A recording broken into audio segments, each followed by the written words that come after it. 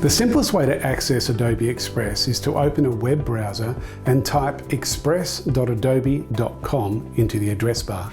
Make sure you type in your school email address to access the full premium K-12 student version, and don't click Continue with Google.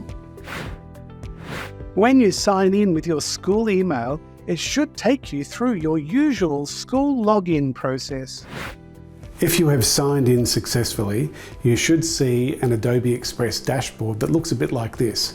If it looks really different and you're asked to start a 30-day free trial, then you've ended up in the non-school version of Adobe Express.